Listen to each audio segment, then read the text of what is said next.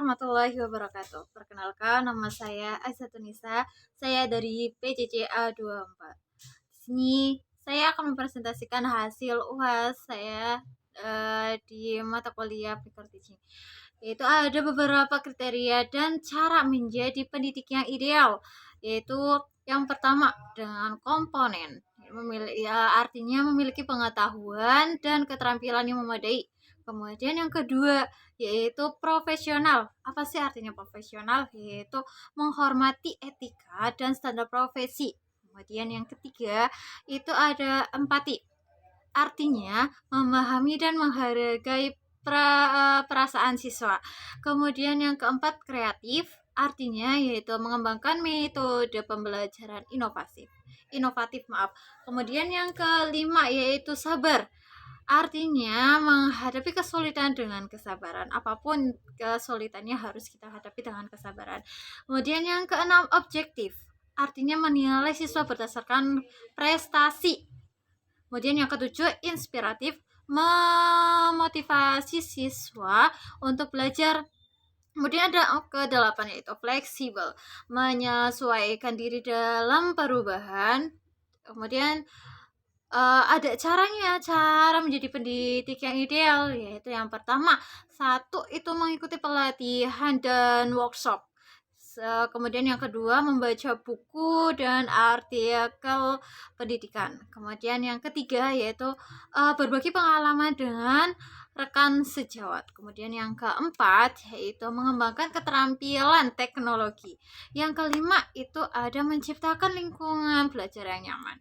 Kemudian yang keenam menggunakan metode pembelajaran yang variatif. Pembelajaran itu yang bervariatif, yang memiliki banyak macam-macam kekreatifan. Kemudian yang ketujuh memberikan umpan balik konstruksif. Kemudian yang ke-8 menghargai keragaman siswa. Jadi setiap siswa itu harus menghargai gitu. Kemudian yang ke-9 menjaga kebersamaan, keseimbangan emosi. Kemudian yang ke-10 yaitu melayani siswa dengan tulus. Nah, apa saja yang keterampilan yang harus dimiliki dalam pendidik yang ideal? Yaitu yang satu, kumulatif efektif. Yang kedua, manajemen kelas. Yang ketiga, perencanaan pembelajaran. Yang keempat, itu evaluasi dan asesmen. Kemudian yang kelima, itu penggunaan teknologi. Keenam, kerjasama. Nah, kemudian yang ketujuh, itu analisis data. Kemudian yang ke-8, pengembangan kurikulum. Kemudian sifat yang harus dikembangkan itu apa saja? Itu sifat yang harus dikembangkan yaitu ya pertama itu kesabaran, yang kedua empati, yang ketiga kreativitas, yang keempat inovatif, yang kelima itu disiplin, yang keenam itu integritas, kemudian yang ketujuh komitmen, yang kedelapan itu humor. Nah, kemudian standar primer yang harus dimiliki pendidik itu apa? Yaitu yang pertama kompetensi profesional. Artinya satu, memiliki pengetahuan yang mendalam tentang materi pelajaran. Kemudian yang kedua itu menguasai metode pembelajaran yang efektif. Kemudian yang ketiga mampu merancang dan melaksanakan pembelajaran. Kemudian yang keempat menguasai teknologi pendidikan. Yang kelima itu memiliki kemampuan analisis dan evaluasi. Kemudian kompetensi pedagogis. Kemudian artinya itu satu, mampu merancang pelajaran yang berbasis kompetensi. Kemudian yang kedua menguasai teknik pembelajaran yang variatif. Kemudian yang ketiga mampu mengembangkan kemampuan berpikir kritis siswa. Kemudian yang keempat menguasai strategi pembelajaran yang efektif. Yang kelima memiliki kemampuan pengelola kelas gitu. Kemudian kompetensi pribadi, artinya satu, memiliki integritas yang profesionalisme. Kemudian yang kedua bersikap empati dan sabar. Kemudian yang ketiga memiliki kemampuan komunikatif yang efektif. Keempat mampu bekerja sama dengan orang lain. Yang kelima memiliki komitmen terhadap pendidikan, kompetisi sosial. Satu, memiliki berinteraksi dengan siswa, orang tua dan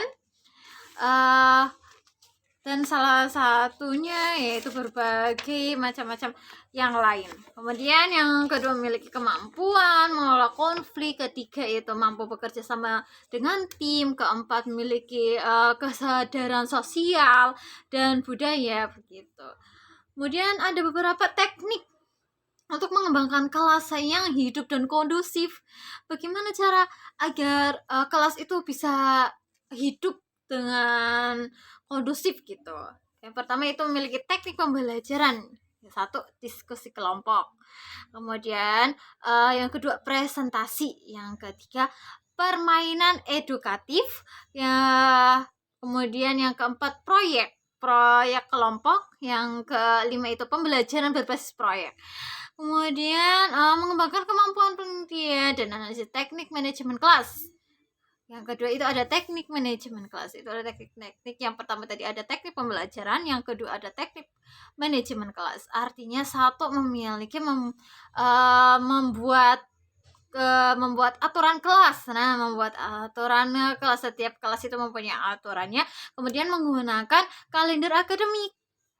Di dalam kelas pun harus mempunyai kalender akademik. Kemudian yang ketiga itu membuat daftar tugas dan deadline. Jadi tugas itu juga mempunyai tanggal sesuai tugasnya gitu, harus ada deadline-nya. Yang keempat menggunakan siswa reward, membuat siswa. Jadi setiap ada pembelajaran, kemudian kita harus mempunyai reward untuk siswa yang sudah bekerja dalam pembelajaran yang benar-benar aktif gitu.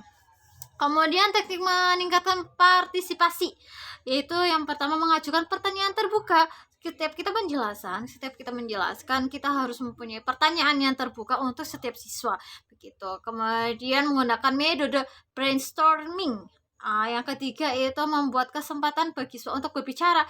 Jadi setelah kita menjelaskan, kita mempunyai kesempatan untuk bagi siswa untuk memberi pertanyaan kepada kita setelah kita menjelaskan seperti itu. Kemudian menggunakan teknik interaktif, mengadakan kegiatan ekstrakurikuler. Jadi setiap sekolah itu mengadakan ekstrakurikuler dan setiap siswa wajib mengikuti ekstrakurikuler. Kemudian yang kelima itu mengadakan kegiatan refleksi sudah ya. Kemudian teknik mengelola konflik. Itu satu, mendengarkan secara aktif, dua menggunakan teknik mediasi, ketiga itu membuat keputusan yang adil, dan keempat mengkomunikasi secara efektif. Nah, itu salah satu beberapa teknik-teknik di dalam pembelajaran dalam kelas. Kemudian ada beberapa strategi untuk mengatasi anak didik yang malas. Caranya apa? Yaitu faktor. Yang pertama itu faktor penyebab malas. Nah, yang pertama itu kita cari faktornya apa, penyebab pemalasannya. Itu yang pertama yaitu kurang motivasi, kurang minat pada materi, atau kesulitan belajar, atau keseimbangan emosi, atau pengaruh lingkungan. Seperti itu. Kemudian strateginya bagaimana? Strategi mengatasi malas itu membangun hubungan yang baik. Ketika siswa yang malas, kita harus membangun hubungan dengan siswa yang baik. Kemudian yang kedua, mengidentifikasi minat membacanya, minat hobinya apa, seperti itu. Kemudian membuat tujuan efektif, membuat tujuan yang bersama, itu tetapkan tujuan pendidikan, mengembangkan rencana pembelajaran, kemudian membuat tujuan bersama, seperti itu. Itu salah satu tadi faktor-faktor mempengaruhi kemalasan ya. Kemudian pendidikan formal di Indonesia itu telah mengalami perkembangan yang signifikan, yaitu namun masih belum ideal dan memiliki beberapa tantangan, beberapa kelebihan dan kekurangan. Yaitu kelebihan yang pertama, meningkatkan aksesibilitas pendidikan, jumlah sekolah dan murid meningkat, kemudian menaikkan kurikulum, kemudian fokus pada kompetensi dan karakter, yang ketiga pengembangan teknologi, integrasi teknologi dan proses pembelajaran, seperti itu. Itu salah satu materi yang bisa kami sampaikan. Apabila ada kesalahan, wabillahi taufiq wal hidayah. Wassalamualaikum warahmatullahi wabarakatuh.